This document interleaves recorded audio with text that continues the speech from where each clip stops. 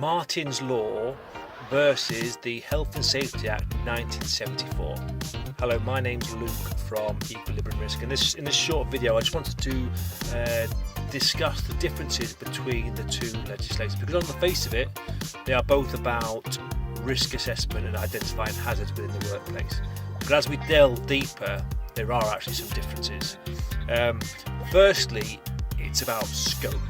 So health and safety at work, the scope is general health and safety of employees in the workplace, from harms, from machinery, from plant, from chemicals, even from ergonomics, and you could include sort of stress in the workplace from too much workload or tight deadlines, where the scope of Martyn's Law extends to risk assessments to include threats of hazards from a terrorist attack, and it requires venue operators, event organisers to assess the risk specifically from a terrorist attack rather than just generic risks in the workplace.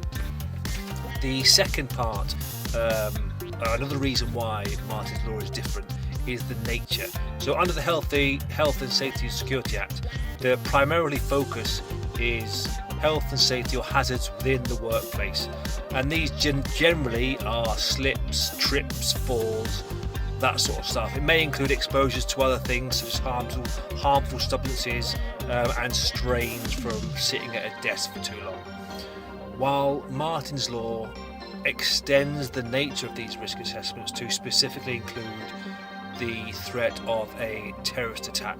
So venue operators, event organisers need to take into consideration things like bombings, things like shootings, things like using a vehicle as a weapon, and they are to consider further mitigation than generic mitigation. So it includes security measures such as security systems, gates and barriers, but more importantly response plans.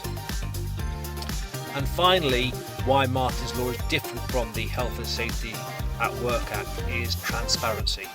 So while the Health and Safety Act requires employers to communicate health and safety to employees, there is no explicit requirement for public disclosure of those risk assessments or safety measures.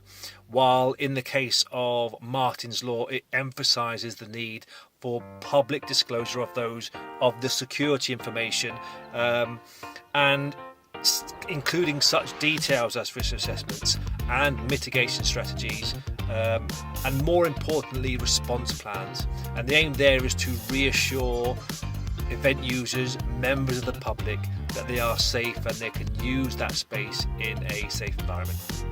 So while the two pieces of legislation are similar and they do focus on risk assessments, there are stark differences between the two legislations. So hello, my name is Luke from Equilibrium Risk. I hope you enjoyed that short video.